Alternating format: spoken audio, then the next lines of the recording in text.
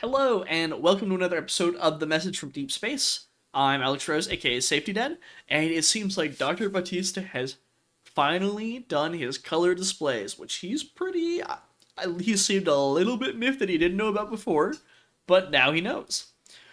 So, how are they, Dr. Batista? An update has been pushed to the Visualize window.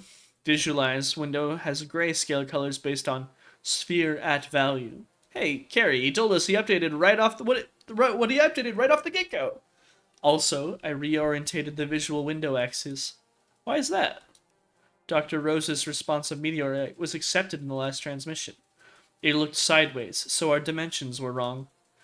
It did look like it was knocked over. How does the change work? If we are graphing a sphere in 3 dimensions, we use the data as x, y, and then z, where x is horizontal, y is vertical, and z is depth. Now, y and z are flipped. X, Z, Y. So they're saying the second parameter is near far, and the third is up down. But why is that their ordering convention? Or they prioritize depth over verticality? You will have to ask them. Okay. Ooh, it's red in here. Uh, I don't. I'm having trouble seeing any spheres. Uh, Maybe they just weren't being plotted before. Okay, so yeah, these were a different color. And that does kind of feel like it indicates a grouping.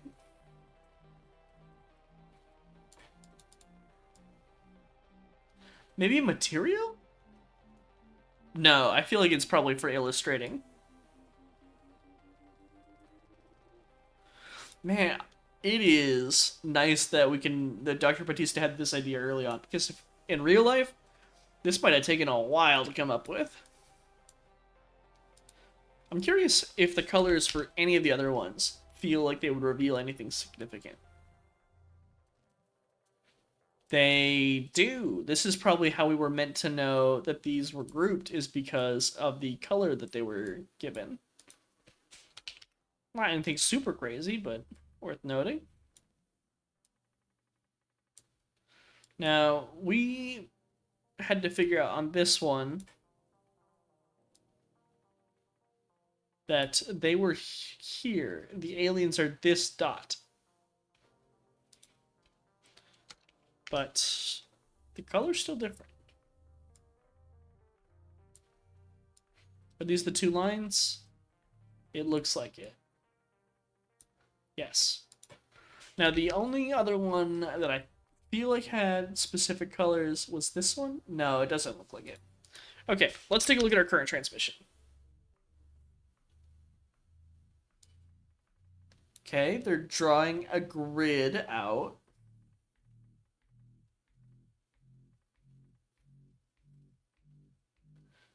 So this grid is a triangle on a rectangle. So they're asking us, shape 0 has a line number count of what? So we could say that there are 3 lines. If they're asking us to define this shape that's a different color, which would be the triangle. Okay.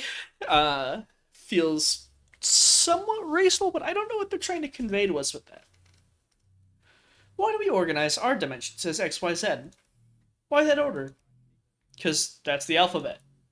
Because we prioritize our horizontal perception over verticality and depth. Oh, that's what you meant. We see the world in 2 dimensions, which eliminates depth. For us humans, our horizontal movement is our easiest to control. We can roll along the ground for long distances. We cannot jump high or burrow low. Our field of vision is biased for the horizontal axis. Another good point. We can see much wider than we can tall, since our eyes are the same vertical with different horizontal. Depth perception we typically order last. Our 2 eyes do not help. My Granny Beth had one good eye. Couldn't pour coffee if it were to save her life. She'd misjudge and pour it all over on the table. Or worse, the customer. Ostrich off the diner that way. Sorry for your grandmother. Given that the aliens recognize depth before verticality, I'd recently the aliens prioritize their depth perception over vertical. So let me get this straight. You're saying if Granny were an alien, she'd have no issue pouring coffee? That might be an oddly succinct way to put it, actually. But the question remains, why do they prioritize depth perception over vertical perception? What biology would that entail? What sensory organs do they possess? What world did they evolve to perceive? Okay. The aliens did make an assumption here that we are a visually based species. I wonder if that's something they knew about us, or if that means something different. Okay, Acres is a comment. I don't get it. They told us what? Pause 0-100 they were displaying. Let's go ahead and rename that.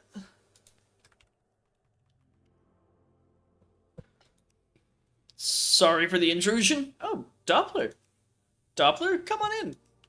Sorry to have you in the translation room, but we're happy to have you. Is everything alright with the meteor? Yeah, absolutely. Everything's alright. Also, hi, Bautista. Hi. The glowing orbs circling the meteor's metal muscle have stopped changing colors. Orbs circling the meteor's metal muscle. Took a while to process that sentence. Yeah, they stopped changing colors. They've become dark red, like at the beginning of their spectrum. Calibrating. Explain. They are calibrating our visual system to display their range of colored lights. The red is color 0. Soon we will see white, color 64. That is the range of color values they will submit, 0 to 64. In the visual window, I will update the display to their color spectrum.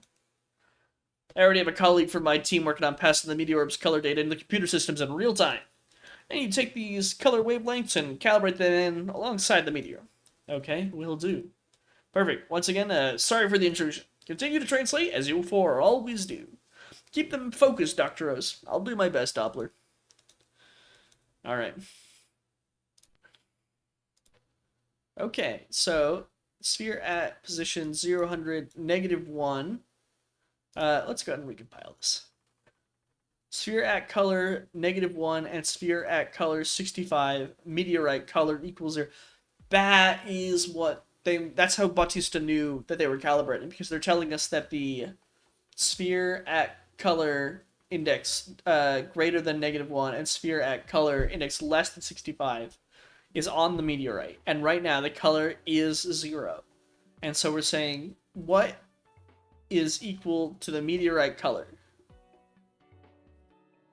Now it's red, so it should be 0? Yes.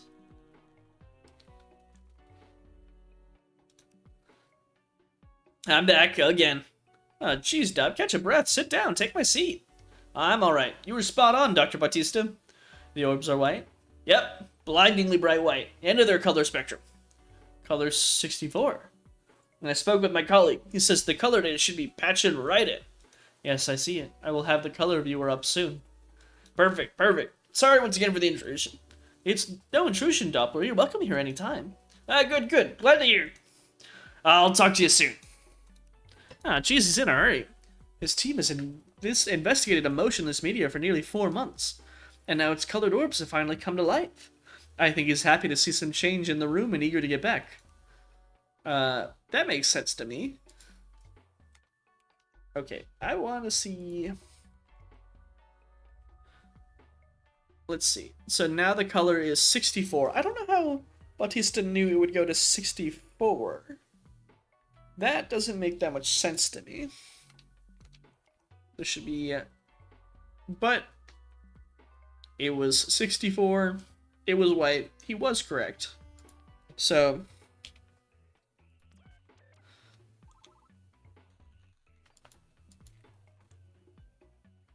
Okay, so meteorite color equals what? Okay, color display up. In the visuals window, I assume? Button for it in the top right of window. Thank you. I think we'll need it for this one. Okay. Oh, so bright. Okay, meteorite color is currently blue, which falls on 32. Okay, so I wonder if this part was invisible to us, because it's in the ultraviolet spectrum. New signal detected. Okay, yeah. So let's see.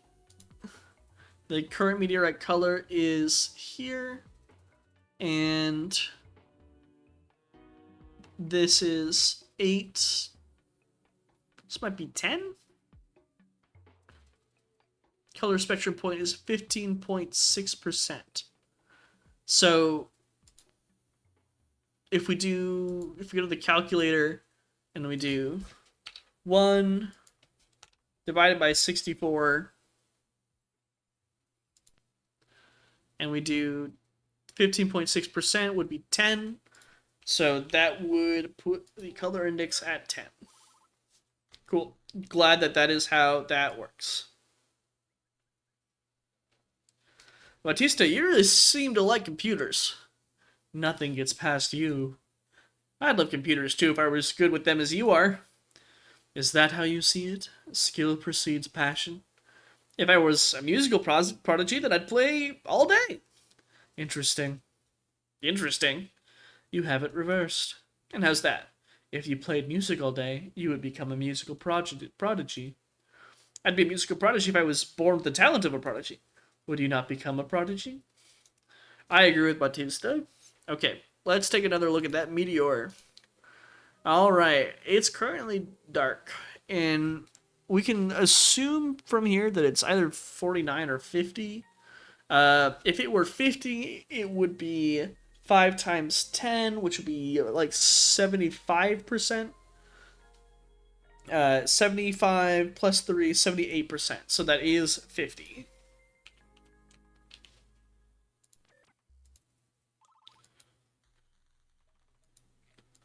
Okay, and the meteorite color equals 64%.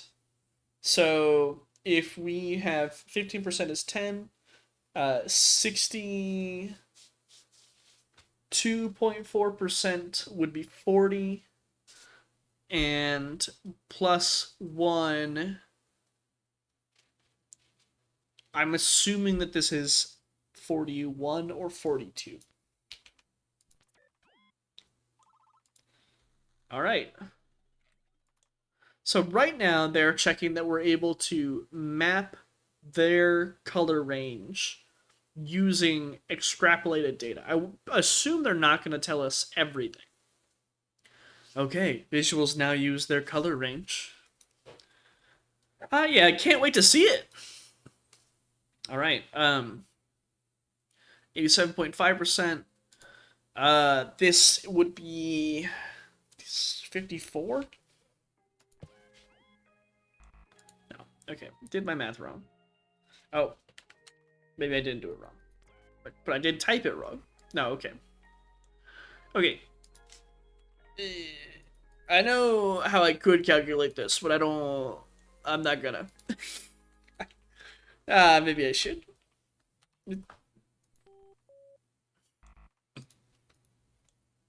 One more. Okay, fine. You got me. Let's hop over to the calculator and let's find out what 87.5% is. So we're gonna say copy 0.875, and we're gonna paste this, and we're gonna ask it, how many times does this go into this? 56.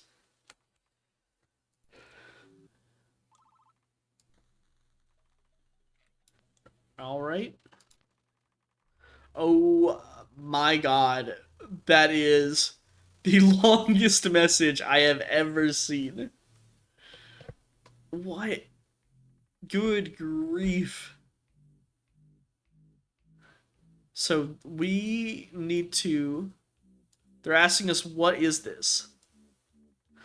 Wait. No, wait. Wait, is this them? Is this the aliens? Look, 8 appendages. Omnidirectional eyes. Oh, Collins, you are going to be so stoked about this. Over 1,600 signals. I need to make a faster compiler. Over 1,600 signals for one cluster. What exactly are they drawing for us? They're drawing them. Oh, it's beautiful. Oh, Dr. Collins, what do you think about that? Doppler, it's quite amazing what we've seen. It's something you should see for yourself sometime. What is it, Dr. Collins? It all depends on our interpretation confidence in signal negative 45. Dr. Rose's interpretation of aliens. Because we believe the meteor has sent us a portrait of aliens. Whoa, incredible, right? The render is quite low in detail, bound by the amount of signals it takes to produce a cluster transmission. The transmission was over 1,600 signals. May I see it? The visual you rendered? Alan took a picture to show you. Here you go, boss. So, that's aliens? Only we were confident in our understanding of signal negative 45. That brings us to my hypothesis. If we were to create a message with visual capabilities, what would be our first message to share? The circle to calibrate the resolution? I'd send Planet Earth, our sending address. Those are both sensible ideas, but Colin's eye sends you something else in your mind. What is it? What would be your first picture to send? A picture of a human. Was my translation not clear? I thought it was pretty clear. Week 15. 10 transmissions, no new words, but wow. We have possibly seen the alien for the very first time. I wonder if we're going to send them a picture of us.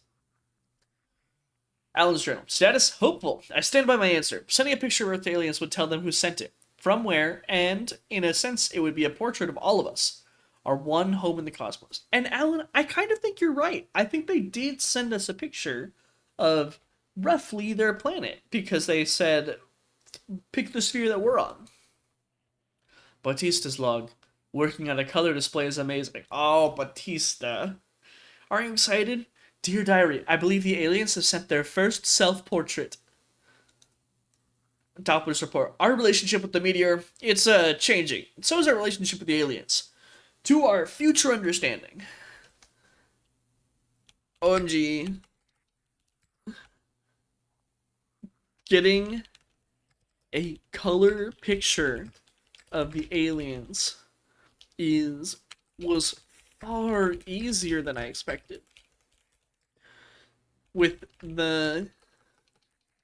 I was really worried about image formatting, but this breaks. But this, I mean, it breaks barriers. Okay. With that, Act 3 is complete. Very short act, but very exciting. So, I'm going to end there. Thank you again for watching, and if you enjoyed, don't forget to like and subscribe, and I will see you in the next one.